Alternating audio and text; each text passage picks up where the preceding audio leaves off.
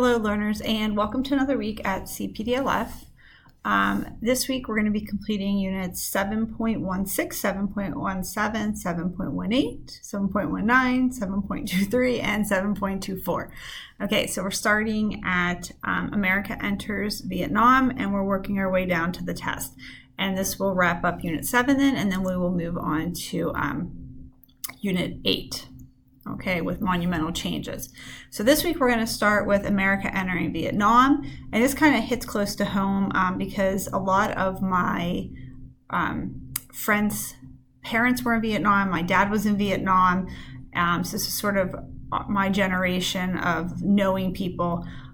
This will kind of be like your generation, maybe knowing people that were in 9/11 and went to combat after 9/11. So Vietnam, it was one of those wars where people were for it or they were usually highly against it. And my dad was drafted for Vietnam, and he was very much opposed to it. He thought we should stay out of it. He thought it was very far away and something that we shouldn't get into because it was not going to have a good outcome. And a lot of people tended to agree with him, and there were a lot of protests and people boycotting the war, feeling like we should not be in it.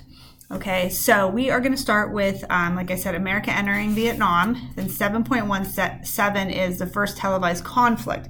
And this is why so many people did have an opinion too, was because the battle was brought into people's living rooms. They could turn on the television at night and see what was going on. They called this a living room war, with images of people in war and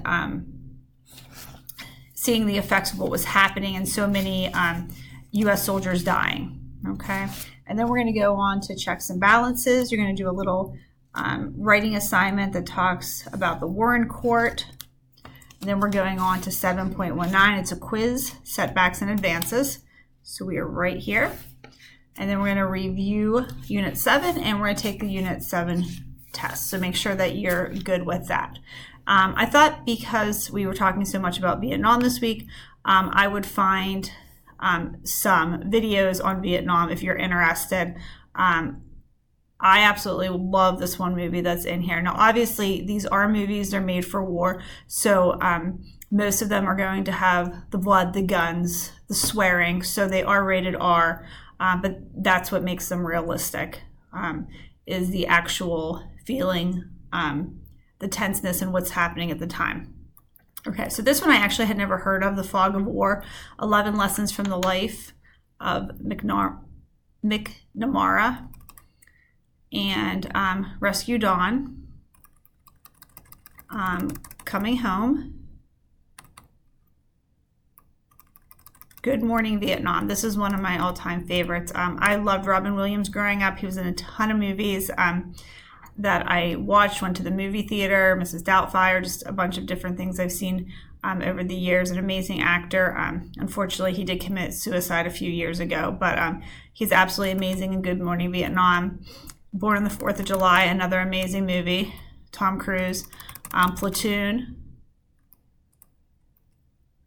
Okay, Charlie Sheen's in that one. Full Metal Jacket. Apocalypse Now.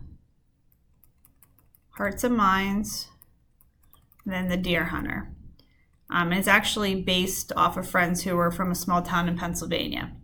So I thought that might catch your eye. But like I said, these are obviously very realistic movies. They are very graphic movies. So just keep that in mind if you decide to watch any. But I'm sure many of them you could probably watch on Netflix, Hulu, Amazon Prime, any of those things. You could probably search, and some of these will come up even on regular television. They play these movies. Obviously, some of the words are taken out. But anyway, if you have any questions, please reach out to me. Like I said, we're wrapping up Unit 7. Try to stay on pace. I resubmit low-scoring assignments.